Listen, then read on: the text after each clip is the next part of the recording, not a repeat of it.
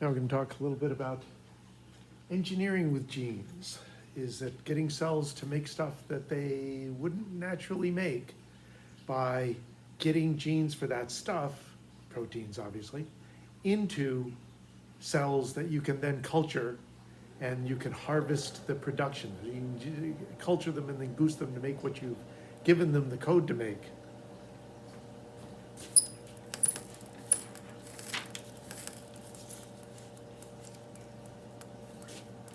First, you need a delivery system. You've got to be able to take a target gene, package it, and get it into cells that will then use that gene to make what you want to have made. This is typically done with plasmids. Remember plasmids? Prokaryotes make plasmids.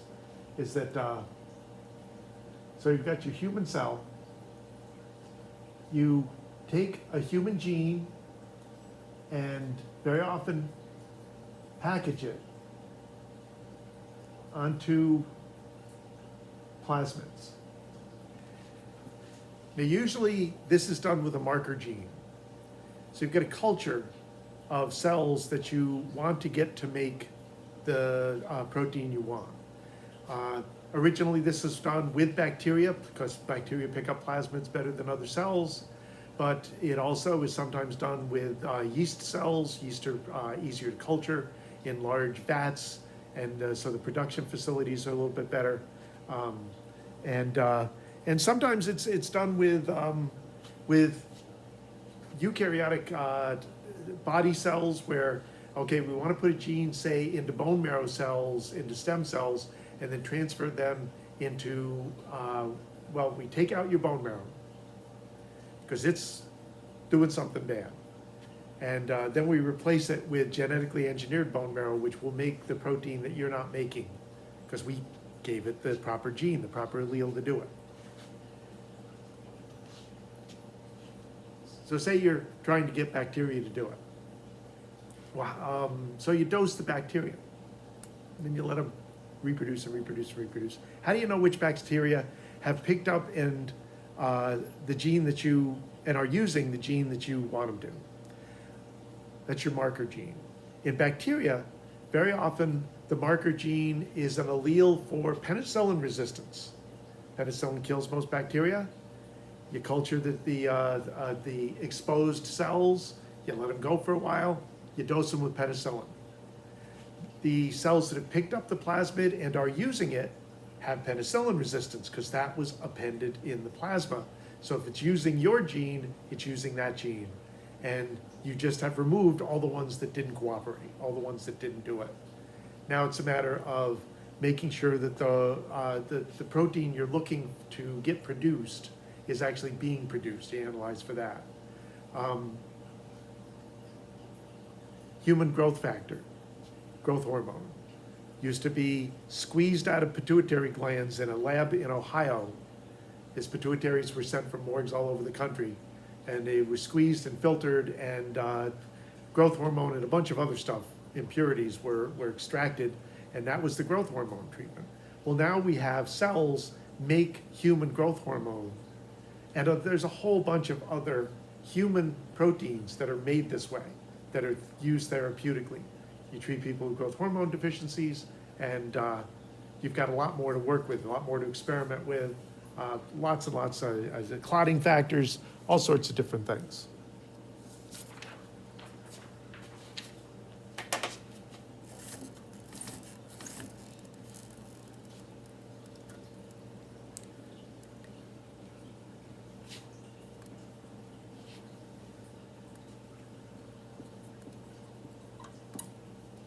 I should have written down what CRISPR stands for. CRISPR, there's a lot of variations now.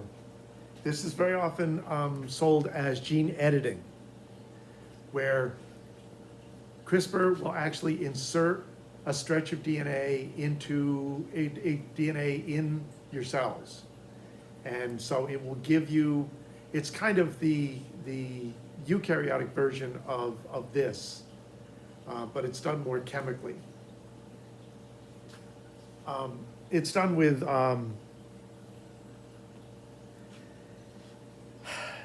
what's called a Cas9 protein, which again is part of bacterial viral responses. And you wind up with RNA that can be used to target DNA. In theory, open it up, splice yours in, now you've got it in there. It's being sold as, the next great hope for fixing genetic diseases and also doing some kind of crazy other things. There has been work on human embryos that was done really prematurely by a researcher in China who got in a lot of trouble. And he got a few American researchers in trouble when he went to them and went, so I think we're ready to do this with human embryonic cells. And they went, no, no, no, no, no. But they didn't tell anybody because they figured he'll listen to us. He won't do this. Well, when he did listen, and it was found out that they knew about it, they got in a bit of trouble too. But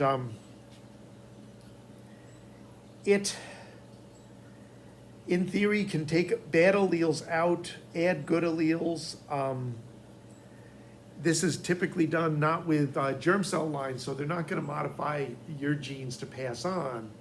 They're going to modify some genetic part of you, like again, bone marrow or other things where you've got cells that are doing something bad, but you can work with them.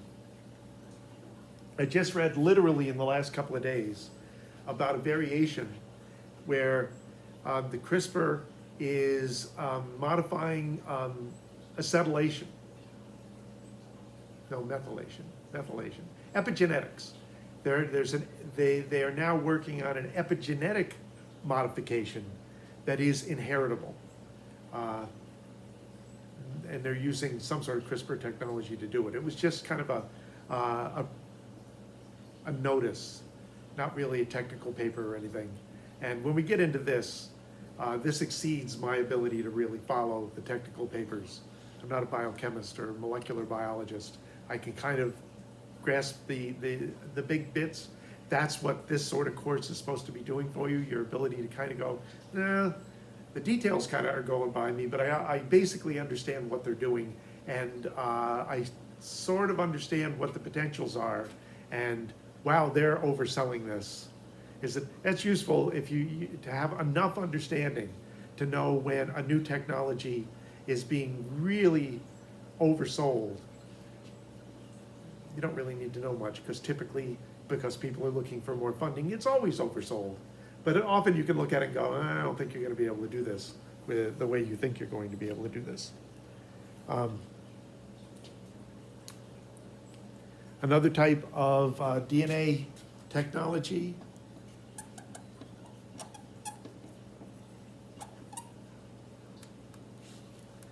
involves knockout mice. You want a model, an animal model for some genetically derived issue, multiple sclerosis, or you've got a gene and you're not entirely sure what the gene does. You can target that gene and deactivate it. Stick something on there so, epigenetically, so it can't be used. And you can breed mice with the gene disabled in order to try to figure out what the protein that the gene makes does. In a lot of cases, you do this with embryonic cells and you get nothing. So you go, wow, that must have been pretty important, but we're not really sure what got knocked out because it died just way too quickly.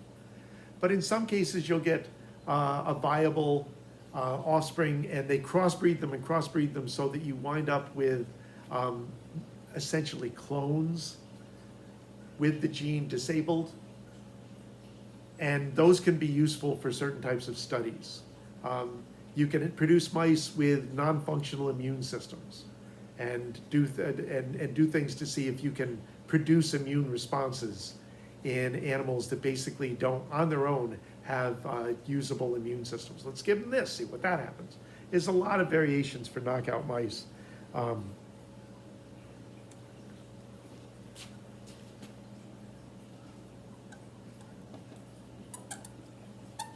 Related to all of this is the idea of replacing a non-working allele with a working allele, or adding a working allele to counteract a non-working allele.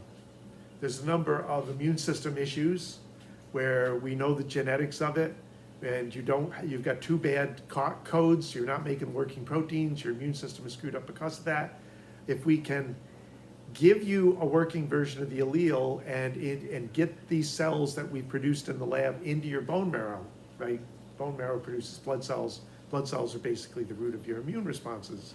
Then we can treat it. Gene therapy also for cystic fibrosis. Cystic fibrosis are two codes for a chloride pump, moves chloride in and out of the mucus in order to adjust the wetness of the mucus. Remember osmosis? Well, if you have cystic fibrosis, both codes for that chloride pump produce a non-working version of the chloride pump. So you can't get your mucus loose enough to make it easily movable in the system. So it clogs up your breathing system, it clogs up your digestive system, the two areas where you produce a lot of mucus that needs to be movable. Well, can we insert a proper allele for a working chloride pump? And then the cells, and the reason they do this is these cells are accessible, these lining cells are accessible for, you use viral vectors. Not that dissimilar from the Johnson & Johnson and the AstraZeneca vaccines that use a viral vector to get DNA into your cells, except in this case, we want to not just get them in and get the cell to produce stuff kind of external to the nucleus. We want to actually get stuff into the nucleus and change the code so that as cells get reproduced, lining cells get reproduced, they still have the capability of making these pumps properly. Very, very limited success for gene therapy. Still lots of ongoing trials, very, very limited success.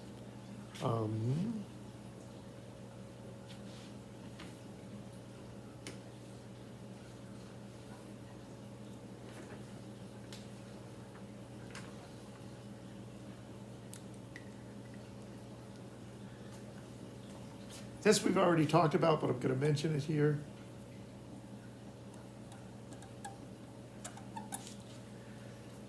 The original technology for a lot of this came from the Human Genome Project, and since then there have been many, many, many different genomes expressed and analyzed and compared. This is what they call bioinformatics.